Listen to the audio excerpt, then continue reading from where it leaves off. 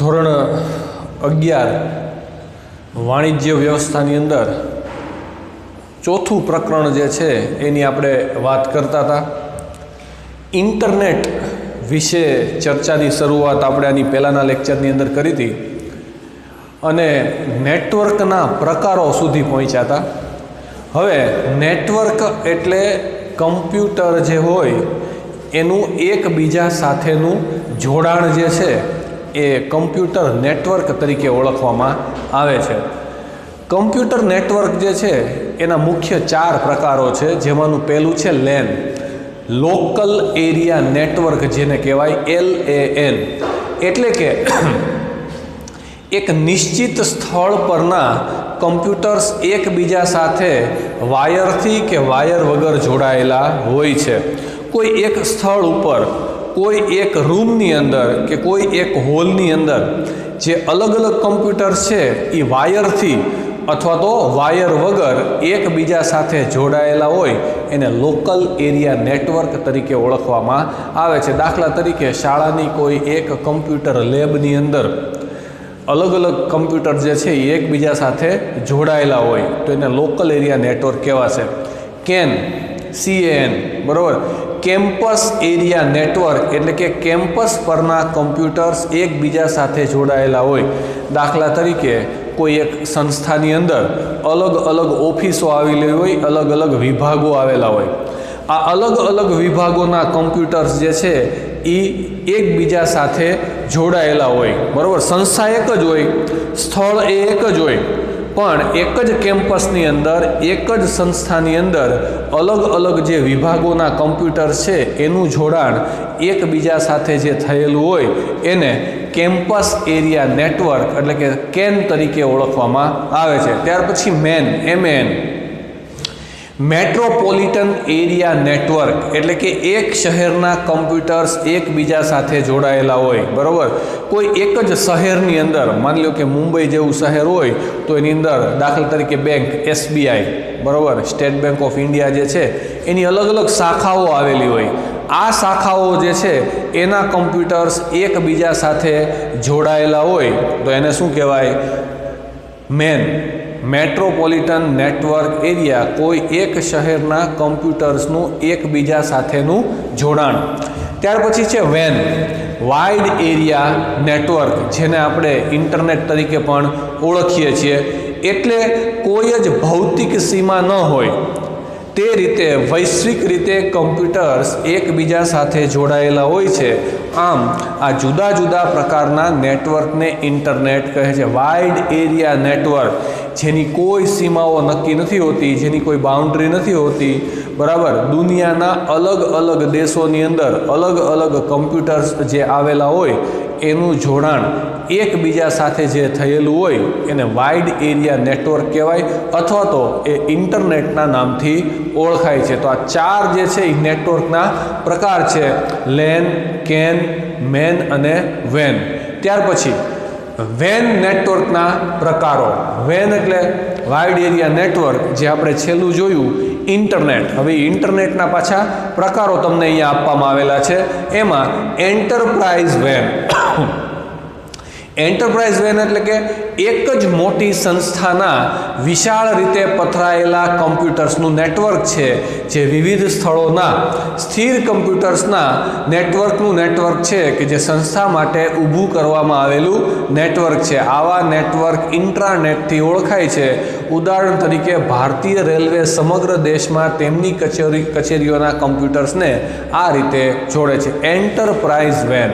Enterprise WAN એટલે કે દુનિયાના અલગ અલગ દેશોની અંદર કોઈ એક જ સંસ્થા જે છે એની શાખાઓ આવેલી હોય, અથવા તો આપણા દેશની અંદર કોઈ એક સંસ્થા કે કોઈ એક કંપની છે એની અલગ અલગ જગ્યાએ જે શાખાઓ આવેલી હોય, આ શાખાઓના કમ્પ્યુટર્સ જે છે એ એકબીજા સાથે જોડાયેલા હોય. એક જ સંસ્થાના હોય પણ શાખાઓ અલગ અલગ જગ્યાએ હોય, અલગ અલગ શહેરોની અંદર હોય, તો એને એન્ટરપ્રાઇઝ WANના નામથી ઓળખવામાં આવે. દાખલા તરીકે ભારતની અંદર ભારતીય રેલવે જે છે, બરાબર, તો એ ભારતીય રેલવે જે છે એની ઓફિસો અલગ અલગ જગ્યાએ આવેલી હોય, બરાબર. 4 અલગ અલગ તમે જુઓ તો એના ઝોન છે, 5 આમ તો, બરાબર ને. વેસ્ટર્ન ઝોન ને southern zone, northern zone, eastern zone અને સેન્ટ્રલ ઝોન. તો અલગ અલગ ઝોનની અંદર પાછા અલગ અલગ જંક્શન હોય, ડિવિઝન હોય, બરાબર. આ બધા રેલવે સ્ટેશનો જે છે એના ઉપર જે કમ્પ્યુટર્સ હોય એનું પાછું એકબીજા સાથે જોડાણ હોય, એટલે તમે કોઈ પણ જગ્યાએથી કોઈ પણ સ્થળ પરની ટિકિટ લઈ શકો ઇન્ટરનેટના માધ્યમથી. તો આવા પ્રકારનું જે નેટવર્ક ગોઠવવામાં આવે એને ઇન્ટ્રાનેટ પણ કહેવાય, એટલે કે સંસ્થાનું પોતાનું નેટવર્ક, બરાબર, એ ઇન્ટ્રાનેટના નામથી ઓળખાય છે, અથવા તો એને એન્ટરપ્રાઇઝ વેન તરીકે પણ ઓળખવામાં આવે છે. ત્યાર પછી છે ગ્લોબલ વેન. ગ્લોબ એટલે પૃથ્વીનો ગોળો, આંતરરાષ્ટ્રીય, બરાબર ને. આ વિશાળ નેટવર્ક છે. આ નેટવર્કને કોઈ ભૌગોલિક સીમા નથી. તે વિવિધ દેશો અને ખંડો સુધી ફેલાયેલું છે. તે અલગ અલગ સંસ્થાઓના નેટવર્કનું સામૂહિક નેટવર્ક છે. તેને WWW એટલે કે વર્લ્ડ વાઇડ વેબ કહે છે. આ ગ્લોબલ વેન જે છે ને એકદમ વિશાળ નેટવર્ક છે. એક બીજી સંસ્થાઓ દુનિયાના કોઈ પણ ખૂણે આવેલી હોય, દુનિયાના કોઈ પણ દેશની અંદર આવેલી હોય તો એનું તમે જોડાણ કરી શકો છો, એને તમે એકબીજા સાથે જોડી શકો છો. તો આવી રીતે અલગ અલગ સંસ્થાઓના કમ્પ્યુટર્સ એકબીજા સાથે જે જોડાયેલા હોય એનું જે નેટવર્ક છે એને ગ્લોબલ વેન તરીકે ઓળખવામાં આવે છે. પ્રવર્તમાન સમયમાં ઇન્ટરનેટની સેવા આપનારી સંસ્થાઓએ ટેલિફોનની જરૂરિયાત દૂર કરીને પોતાની અલગ સંદેશા વ્યવહારની વ્યવસ્થા ઊભી કરી છે. અત્યારના સમયની અંદર ઘણી બધી કંપનીઓ એવી છે કે જેણે ઇન્ટરનેટના ઉપયોગ થકી સંસ્થાઓ જે છે એણે ટેલિફોનની જરૂરિયાત દૂર કરી છે અને અલગ જ પોતાની સંદેશા વ્યવહાર માટેની વ્યવસ્થા જે છે એ ઊભી કરવામાં આવી છે. અનેક જાણીતી સંસ્થાઓએ અનેક કમ્પ્યુટર્સને પરસ્પર જોડીને તેનું જાળું બનાવીને આ રીતે જોડાયેલા કમ્પ્યુટર સાથે માહિતીની આપલેમાં ઉપયોગી બની છે. ઘણી બધી જાણીતી કંપનીઓ, ઘણી બધી જાણીતી સંસ્થાઓ જે છે એણે પોતાના કમ્પ્યુટર્સનું જોડાણ એકબીજા સાથે કરી અને જે કાંઈ પણ જરૂરી માહિતી જે છે, બરાબર, એ જરૂરી માહિતી મેળવવામાં અથવા તો માહિતીની આપલે કરવામાં આ નેટવર્ક જે છે, આ જાળું જે છે એ ઉપયોગી બન્યું છે. આમ ઇન્ટરનેટ એટલે કોઈ એક મધ્યસ્થ સંસ્થા દ્વારા ટેલિફોનની મદદથી, કેબલના ઉપયોગથી કે એના મદદથી સંદેશા વ્યવહારના ઉપગ્રહની મદદથી સંદેશા વ્યવહાર માટે રચાયેલું કમ્પ્યુટર્સનું જાળું, જેને ઇન્ટરનેટ કહેવાય, બરાબર ને. ટેલિફોનની મદદથી અથવા તો ટેલિફોનની મદદ વગર, વાયરની મદદથી અથવા તો વાયર વગર દુનિયાના અલગ અલગ સ્થળોએ જે કમ્પ્યુટર્સ આવેલા છે એ કમ્પ્યુટર્સ જે છે એને ઉપગ્રહની મદદથી જોડી અને સંદેશા વ્યવહાર માટે જે નેટવર્ક, જે જાળું રચવામાં આવ્યું છે એ ઇન્ટરનેટના નામથી ઓળખાય છે. ત્યાર પછીની સ્લાઇડ. ઇન્ટરનેટના કાર્યો. ઇન્ટરનેટ જે છે એના કયા કયા કાર્યો હોય, એ શું શું કરી શકે છે, બરાબર. ઇન્ટરનેટ દ્વારા મુખ્યત્વે તમે 3 પ્રકારના કાર્યો કરી શકો છો. અન્ય વ્યક્તિઓ સાથે સંપર્ક, બીજા કોઈ વ્યક્તિઓ જે છે એની સાથે સંપર્ક કરવો હોય, સંદેશા વ્યવહારની આપલે કરવી હોય તો તમે કરી શકો છો.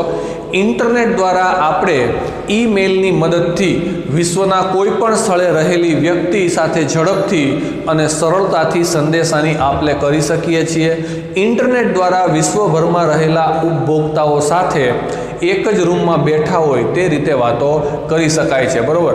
ઇન્ટરનેટની મદદથી આપણે દુનિયાના કોઈ પણ ખૂણે કોઈ પણ વ્યક્તિ બેઠું હોય, બરાબર, તો આપણે એની સાથે જાણે એક રૂમમાં બેઠા હોય ને એવી રીતે વાત કરી શકીએ. દાખલા તરીકે આજે તમે વિડીયો કોલિંગ કરો, વોટ્સઅપની મદદથી વિડીયો કોલ કરો છો, તો વિડીયો કોલની અંદર જાણે તમે સામે બેઠા હોય એવી જ રીતે વાત થાય છે કે નહીં. આ ઉપરાંત માની લો કે કંપનીના અગત્યના દસ્તાવેજો હોય કે કોઈ તમારે સંદેશો મોકલવાનો હોય તો ઈમેલ કરીને પણ તમે મોકલી શકો છો. તો તમે બીજા વ્યક્તિઓ સાથે સંપર્કમાં રહેવા માટે અથવા તો બીજા વ્યક્તિઓ સાથે સંપર્કમાં રહી શકો છો ઇન્ટરનેટની મદદથી. માહિતીની પ્રાપ્તિ. ઇન્ટરનેટ દ્વારા વિશ્વભરના કમ્પ્યુટર્સનું નેટવર્કથી જોડાણ થાય છે. આથી કોઈ પણ ક્ષેત્રની કોઈ પણ વિષયની માહિતી આપણે સરળતાથી અને ઝડપથી પ્રાપ્ત કરી શકીએ છીએ. દુનિયાના કોઈ પણ ખૂણેથી કોઈ પણ સંસ્થાની કોઈ પણ વિભાગની માહિતી તમારે જોતી હોય તો કોઈ પણ સ્થળે બેઠા બેઠા ઇવન તમે તમારી ઘરે બેઠા બેઠા પણ માહિતી જે છે એ મેળવી શકો છો ગૂગલની મદદથી, બરાબર ને. વેબ બ્રાઉઝરની મદદથી તમે જે કાંઈ પણ માહિતી જોતી હોય ઉપયોગી માહિતી એ તમને ઘરે બેઠા મળી શકે છે. અન્ય કમ્પ્યુટર સિસ્ટમ સાથે જોડાણ. ઇન્ટરનેટના પ્રસારણ માધ્યમનો ઉપયોગ કરીને અન્ય કમ્પ્યુટરની સિસ્ટમની સાથે સીધું જ જોડાણ મેળવી શકાય છે. દાખલા તરીકે બેન્કિંગ સુવિધાઓ ઓનલાઈન પ્રાપ્ય બની છે.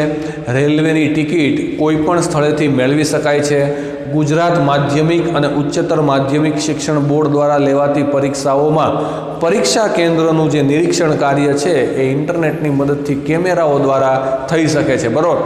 ઇન્ટરનેટના માધ્યમનો ઉપયોગ કરી આપણે અલગ અલગ સંસ્થાઓના કોમ્પ્યુટર્સ જે છે એની સાથે જોડાણ મેળવી અને આપણે કોઈ પણ સુવિધાઓ કોઈ પણ સ્થળેથી મેળવી શકીએ છીએ. દાખલા તરીકે નેટ બેન્કિંગની વાત કરીએ, બરાબર. નેટ બેન્કિંગ જે છે એમાં એક બેંકના કમ્પ્યુટર્સનું બીજી બેંકના કમ્પ્યુટર્સ સાથે જોડાણ કરેલું હોય, જેથી કરી તમે કોઈ પણ સ્થળેથી નાણાંની તમારે લેવડ દેવડ કરવી હોય અથવા તો બેન્કિંગની સુવિધા જોતી હોય તો તમે મેળવી શકો છો, બરાબર. તો આ જે છે એ ઇન્ટરનેટના મુખ્ય 3 કાર્યો છે: અન્ય વ્યક્તિઓ સાથે સંપર્ક, માહિતીની પ્રાપ્તિ અને અન્ય કમ્પ્યુટર સિસ્ટમ સાથે જોડાણ. ઇન્ટરનેટ ઉપર માહિતીની શોધ તમારે કરવી હોય, કોઈ પણ વસ્તુ તમારે ગોતવી હોય, કોઈ પણ માહિતી તમારે જોતી હોય તો એ માહિતીની શોધ માટેના સોપાનો તમને અહીંયા આપવામાં આવેલા છે કે ભાઈ કઈ રીતે આપણે ઇન્ટરનેટનો ઉપયોગ કરી આપણને જોઈતી માહિતી જે છે એ મેળવી શકીએ. તો અહીંયા અલગ અલગ તમને સોપાન આપ્યા છે, જેમાં પહેલું છે બ્રાઉઝરની પસંદગી, પછી સર્ચ એન્જિનની પસંદગી, જરૂરી માહિતી સર્ચ બારમાં એન્ટર કરવી, વેબસાઇટ પસંદ કરવી, કઈ વેબસાઇટ ઉપરથી માહિતી જોઈએ છે, કેવી માહિતી જોઈએ છે, અને જરૂરી માહિતી પ્રાપ્ત કરવી. તમને તમારા પાઠ્યપુસ્તકની અંદર, બરાબર, ઉદાહરણ સહિત એક કોષ્ટકની અંદર સમજાવવામાં આવેલું છે કે તમે ઇન્ટરનેટ ઉપર માહિતીની શોધ કઈ રીતે કરી શકો. હવે અહીંયા પણ તમે જોશો કે આપણે અલગ અલગ સ્ટેપ દ્વારા, બરાબર, એક પછી એક આપણે પ્રક્રિયાના જે સોપાનો છે એ જોતા જઈએ અને તમને માહિતી કઈ રીતે પ્રાપ્ત થાય એ આપણે જોઈએ. સોપાન નંબર 1, બ્રાઉઝરની પસંદગી. તમારા કમ્પ્યુટરની અંદર, બરાબર, બ્રાઉઝર જે છે એ ઓલરેડી ઇન્સ્ટોલ હોય છે, જે આપેલું હોય છે. ઇન્ટરનેટ પર એન્ટર થયા પછી કોઈ પણ ઇન્ટરનેટ બ્રાઉઝર ખોલવું પડે. દાખલા તરીકે આ જે છે એ ફાયરફોક્સનું બ્રાઉઝર છે, એવી રીતે ક્રોમનું પણ આવશે, બરાબર. એવી રીતે ઇન્ટરનેટનું જે સર્ચ બાર જે છે એવું ઇન્ટરનેટનું પણ એક બ્રાઉઝર આવશે. તો તમારે પહેલાં તો સૌપ્રથમ ઇન્ટરનેટનું બ્રાઉઝર પસંદ કરવું પડે, બરાબર. આ જે છે એ ફાયરફોક્સ, મોઝિલા ફાયરફોક્સ જે છે એનું બ્રાઉઝર છે. ત્યાર પછી સર્ચ એન્જિનની પસંદગી. અલગ અલગ પ્રકારના સર્ચ એન્જિન હોય છે, બરાબર. એ કદાચ યાહૂ પણ હોય, ગૂગલ પણ હોય અને બીજા ત્રીજા પણ હોય. તો સર્ચ એન્જિન જે છે એ અહીંયા ગૂગલ આપવામાં આવેલું છે. બ્રાઉઝરની પસંદગી કર્યા પછી તમારે એના સર્ચ એન્જિન જે છે, બરાબર, એની પસંદગી કરવી પડશે. ત્યાર પછી જરૂરી માહિતી સર્ચ બારમાં એન્ટર કરવી, બરાબર. આ સર્ચ બાર છે ગૂગલની નીચે જે છે એમાં તમારે જે માહિતી જોતી હોય એ અહીંયા એન્ટર કરવાની, બરાબર. પછી તમને તમારા પાઠ્યપુસ્તકમાં આપ્યું છે કે સિંહના ફોટા, ઇમેજીસ ઓફ લાયન. તો લાયનની જે ઇમેજ હોય એટલે કે ઇમેજીસ ઓફ લાયન છે તે અહીંયા તમે એન્ટર કરો, ટાઈપ કરશો એટલે એના જેવી અલગ અલગ પ્રકારની પાછી બીજી જે વેબસાઇટ્સ હોય એના સજેશન તમને આપશે, બરાબર. એમાંથી કોઈ પણ એક જે તમારે જેને લાયક માહિતી જોતી હોય, હવે એમાં તો સફેદ સિંહને લગતી આવે, એશિયાઈ સિંહોને લગતી આવે, આફ્રિકાના સિંહોને લગતી આવે, 3D એનિમેશન પણ હોય. જો અહીં આપ્યું છે 3D છે, પછી લાયનના ટેટુ છે, લાયનને લગતી મૂવી છે, લાયનને લગતી માહિતી એટલે કે ઇન્ફોર્મેશન છે, બરાબર. તો આમાંથી તમારે કઈ જોઈએ છે માહિતી એ અહીંયા એન્ટર કરવામાં આવે છે. ત્યાર પછી વેબસાઇટ ઉપર તમને અલગ અલગ જે તમે આ સર્ચ બારની અંદર તમે ટાઈપ કરશો એટલે અલગ અલગ સજેશન્સ તમને આપશે. જો અહીંયા lion club meet date, best lion moments, આવી બધી અલગ અલગ આ બધા વિડીયો પણ છે અને એની ઇમેજીસ પણ આવશે. તમારે એમાંથી વેબસાઇટ પસંદ કરવાની કે કેવા પ્રકારની માહિતી જે છે એ આપણે જોઈએ છીએ, એને લગતી જે વેબસાઇટ છે એ વેબસાઇટ પસંદ કરવામાં આવે છે. ત્યાર પછી જરૂરી માહિતી પ્રાપ્ત કરવી. સિંહ ઊભા હોય એવા ને, બેઠા હોય એવા ને, ગ્રુપમાં હોય એવા ને, ત્રાડ પાડતા હોય એવા ને, એવી અલગ અલગ પ્રકારની ઇમેજ જે છે એ અહીંયા આવશે. જો અહીંયા રોરિંગ એટલે ત્રાડ પાડતા હોય એવા, બરાબર. પછી સ્મોલ નાના હોય તો એવી પ્રકારના એંગ્રી ખીજાયેલા ફિમેલ હોય, બરાબર. એમાંય પાછું ટાઈગર ને આન તેન. તમારે ટૂંકમાં જેવા પ્રકારની માહિતી જોતી હોય એ માહિતી તમે પ્રાપ્ત કરી શકો છો, બરાબર. એટલે ઇન્ટરનેટ ઉપર માહિતીની શોધ માટેના સોપાનો જે છે એની આપણે ચર્ચા કરી. હવે પછીના લેક્ચરની અંદર ઈ કોમર્સ, બરાબર, ઇલેક્ટ્રોનિક કોમર્સ વિશે આપણે ચર્ચા કરશું. આભાર.